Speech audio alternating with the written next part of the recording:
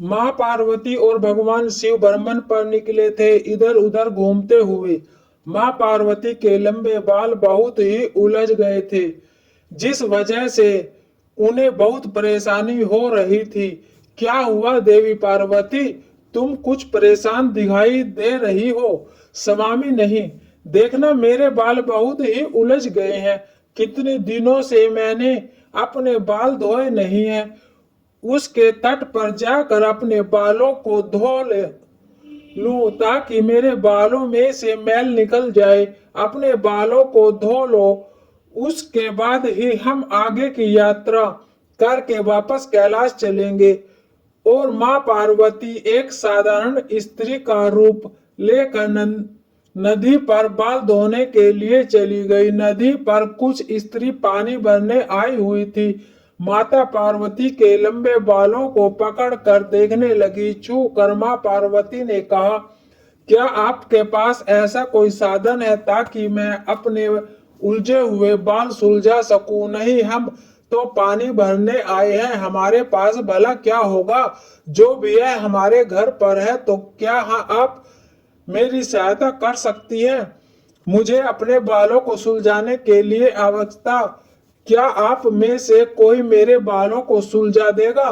नहीं, हमें तो देर हो रही है, हमारे कपड़ों पर बाल गिर जाएंगे तो हमें तो फिर से नहाना पड़ेगा और अपना सारा हमारे पास नहीं है तो घर वाले बहुत गुस्सा करेंगे। बहन, तुम्हारे बाल लंबे हैं, इन बालों पर कंघी करना पड़ेगा, थोड़ा तेल लगाना होगा ताकि बाल मुलायम हो जाए, फिर यह बाल आसानी से सुलझ जाएंगे।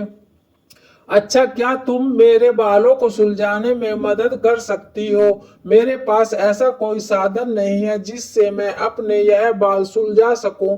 इसके घर में एक वक्त का रोटी बनाने का तो तेल होता नहीं है, तुम्हारे बालों में लगाने के लिए तेल कहाँ से लाएगी? शांति बहुत गरीब है, एक छोटी सी झोपड़ी में रहती है। बहन, आप इन सब की बातों पर ध्यान मत दो। मुझ गरीब की तो रोजाना ऐसे मजाक सुनने की आदत हो गई है। दिन में घर में से तेल और कंघी लेकर आती हूँ। माँ पार्वती के पास वापस लौटी। उसने माँ पार्वती के बालों के बाल पूरी तरह से सुलझ गए। अब क्योंकि शांति को सोने के बालों का भेद जानना था, अचानक कंघा फेरते हुए शांति को माँ पार्वती के सिर में पूरा ब्रह्मांड दिखाई देता है। और माँ पार्वती अपने साथ अपनी माँ पार्वती, तुमने मेरे बालों को कितना अच्छे से सुलझा दिया। तुम बहुत दयालु हो और सबकी मदद करने वाली हो, इसलिए माँ पार्वती असली रूप में आ गई। शांति, तुम सदैव दूसरों की मदद करती हो, उन पर मैं प्रसन्न हूँ और अपनी कृपा करती हूँ। मैंने ही बाल सोने में बदल दिए हैं, अब तुम सोने को बेचकर अपने जीवन को सुख में बना। मेरे आशीर्वाद से तुम्हारे घर में सुख संपत्ति का कभी अभाव नहीं होगा। माँ पार्वती भगवान शिव के पास वापस लौट आई और माँ पार्वती का आशीर्वाद से उसका जीवन सुखमय हो गया। कि हमें सदैव दूसरों की सहायता करनी चाहिए, जिससे हमेशा भगवान हमसे प्रसन्न रहते हैं और उनका आशीर्वाद भी हमारे ऊपर बना रहता है। भगवान शिव तपस्या से उठे तभी उन्होंने माता पार्वती को कहीं से आते हुए देखा। अरे देवी पार्वती, आप कहाँ से भ्रमण करके लौट रही है? देवी लक्ष्मी ने बुलाया था, बहुत दिनों से दोनों मिले नहीं थे। आपको पता है, विष्णु जी ने देवी लक्ष्मी के लिए बहुत सुंदर लहंगा साड़ी बनाई है, खुद एक सुंदर सा लहंगा अपने हाथों से सिला।